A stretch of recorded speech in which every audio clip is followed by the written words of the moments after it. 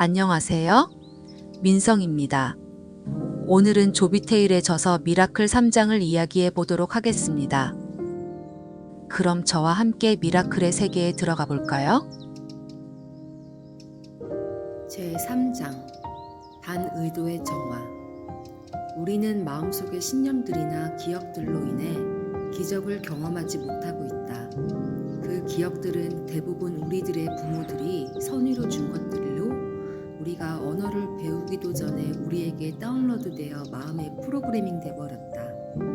하지만 우리는 자기 삶을 통제할 수 있는 존재이기에 그에 대해 뭔가 조치를 할 수 있다. 과거의 남들이 당신에게 어떤 부정적 신념을 심어줬기에 이제 그 신념은 당신 것이 되었다. 당신 것이기에 당신은 그 신념을 어떻게 할 것인지 결정할 수 있는 권리가 있다. 당신이 그 신념을 떠나보내고 새로운 신념으로 바꾼다면 당신 마음의 프로그램뿐만 아니라 외부의 환경들마저 그 신념에 따라 재정렬된다. 이것은 정말 강렬해서 당신은 옛 기억뿐 아니라 그 기억이 존재했다는 기억조차 잊어버리거나 무덤덤해질 것이다. 중요한 건 당신 마음의 부정적 신념의 실체를 꼭 알 필요가 없다는 것이다. 당신이 알아야 할 중요한 것은 뭔가 당신을 가로막는 벽이 있다는 느낌이다. 자기 생각에 주목하라. 당신이 자신의 생각에 대해 극히 예민해지기를 바란다. 앞장에서 언급했듯 우리는 하루에 6만에서 8만 가지의 생각을 하는데 대부분 같은 생각들이기 때문이다. 당신의 반복적인 생각들을 인식하면 그것은 당신이 정화할 것의 중요한 실마리가 될 수 있다. 부정적 믿음을 깨기. 당신의 믿음에 질문을 한다. 그건 사실인가? 혹은 믿음인가? 예를 들어 당신이 연애를 하고 싶지만 좋은 사람들은 이미 짝이 있다는 믿음이 당신을 가로막는다면 그건 사실인가? 입증이 가능한가? 모든 사람들은 그에 동의를 하는가? 라고 질문을 하는 것이다. 이 세상에는 70억 인구가 있다. 이 70억 인구 중 짝이 없는 좋은 사람이 있으리라는 것은 확실하다. 또 하나의 예를 들어 많은 사람들이 돈은 나쁜 것이라 믿는데 그 이유 중 상당 부분은 돈은 모든의 근원이라고 잘못 자주 인용되는 구절 때문이다. 방금 당신은 빈칸을 무엇으로 채웠는가? 그건 사실인가? 정말 돈이 의 근원인가? 당신이 믿음을 사실과 분리하면 믿음은 약해진다. 실습. 다시 당신의 목표 이야기로 돌아와 이번 장의 학습을 위해 당신이 무엇을 성취하기를 의도하는지 정해보라. 3초 이내로 정해 적어보라. 그리고 당신의 의도를 생각하며 질문을 해보자. 그것을 성취하는 데 어떤 장애가 있는가? 왜 아직 이루어지지 못했을까? 사실인가? 믿음인가? 당신이 답을 적어본다면 아마 그건 사실이 아닌 믿음일 것이다. 지금 당신은 저자와 미라클 책에 관한 이야기를 하고 있다 상상해보자. 저자가 당신에게 당신 의도가 이루어졌습니까?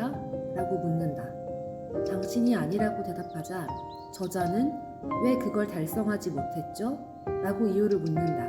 이때 당신이 어떻게 대답하는지 잘 살펴보라. 그것은 믿음인가? 사실인가? 당신이 그걸 믿음으로 가지고 있는 한 당신과 당신의 환경은 변하지 않는다. 당신은 논리적인 설명을 하고 있겠으나 실상은 그게 왜 효과가 없는지에 관한 당신의 시스템을 이야기하고 있는 것이다. 당신의 그 시스템이 바로 그것이 실현되지 못하게 상황을 끌어당기고 있는 것이다. 소크라테스 질문법.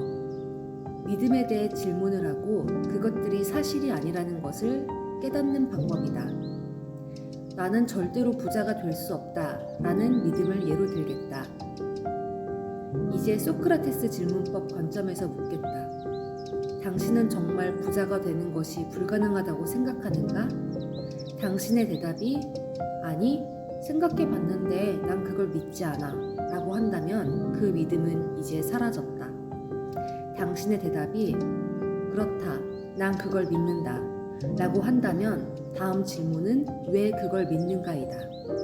그럼 믿음의 증거들을 나열하고 다음은 왜 그런 증거들만 가지고 그걸 믿음으로 여기고 있는가? 라고 묻는다. 당신은 그 믿음이 타인의 말이나 지나간 과거나 타인들의 사례를 통해 온 것일 뿐이라는 것을 깨달을 수 있다.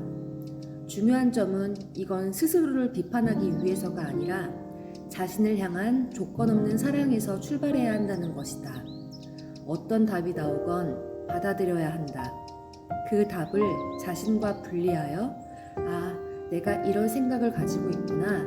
생각은 그저 생각일 뿐이라고 여겨보세요. 뿌리 제거법이란 부정적 경험에 뿌리를 둔 믿음을 정화하는 방법이다. 그 믿음이 처음 생겼을 때로 가서 그것을 다시 이야기하고 다른 사고의 틀을 씌워서 그때 이후 당신 삶의 모든 것을 마치 도미노 효과처럼 바꾸는 것이다. 첫 번째로 우선 당신의 부정적 믿음을 생겨나게 한 가장 오래된 기억을 생각해보라. 기억이 주는 것을 어떤 판단이나 호불호 없이 받아들여야 한다. 이것은 단지 기억일 뿐이다. 두 번째, 이제 눈을 감고 다시 그때를 살아보라. 그 장면을 상상해보라. 잠시 정지하고 당시의 당신에게 몇 살이냐고 물어보라. 자신에게 그 당시 당신의 믿음이나 인생이나 자기 자신에 대해 어떤 인식을 하고 있었냐 물어보라. 당신은 그때 너무 어렸기 때문에 인식이 거의 없었을 것이다. 그래서 당신은 어린 시절의 경험을 기초로 삶의 작동법을 결론 내렸을 것이다. 네 번째, 다음 질문은 자신에게 그 일이 그것 외에 다른 어떤 것을 의미할 수도 있었을까? 라고 묻고 대답을 만든다. 다섯 번째, 마지막으로 자기 자신에게 그 첫 경험이 어떤 의미이기를 바라는지를 묻는다. 저자는 이 작업의 마지막에 이것은 그들의 믿음이었다. 그건 나와 아무 관계없다. 나는 우주의 자식이다. 나는 기적의 자식이다. 하며 새 믿음을 장착하고 완전히 다른 삶을 살게 되었다고 한다. 당신도 그리 될 것이다. 기억하라. 저자는 노숙자였다는 것을. 그 외의 정화 방법. EFT 감정 치유 기법. 태핑을 통해 부정적 믿음을 제거한다. 호호포노포노. 미안합니다. 용서해주세요. 고맙습니다. 사랑합니다. 이 네 단계를 내면에서 자기 자신 혹은 당신이 믿는 신의 이름을 넣어 위대한 존재에게 말을 하는 것이다. 당신 내면에 당신의 성취를 제한하는 부정적 믿음을 생각하며 반복하여 말한다. 비밀 기도. 저자의 또 다른 저서명이기도 하다. 이 비밀 기도에는 세 단계가 있는데 첫 번째는 당장 감사하라. 당신이 지금 진심으로 감사할 수 있다면 나머지는 모두 제대로 된다. 두 번째는 사심없이 요청하라. 어떤 일이 특정 방식으로 돼야 한다는 집착을 버리고 저의 삶이 정말 감사합니다. 제가 이것을 이룰 수 있다면 정말 멋질 것입니다. 라는 식으로 요청을 해보라. 세 번째는 영감 있는 행동을 취하는 것이다. 당신에게 어떤 것에 대한 아이디어가 떠올랐거나 기회가 생겼다면 그게 바로 영감이니 바로 행동을 취하라. 그것을 당신 기도를 완성시키려는 우주의 신호로 여기고 붙잡으라. 이렇게 우리는 3장에서 여러 가지 정화 방법을 배웠다. 그리고 우리의 의식을 기존보다 확장했다. 4장에서는 이 의식을 분석하고 믿음을 안과 밖으로 바꾸고 호호포노포노의 고급 활성화 기법과 책임에 관한 이야기를 하겠다. 여러분 재미있게 잘 시청하셨나요? 영상이 유익하셨다면 구독과 좋아요는 사랑입니다.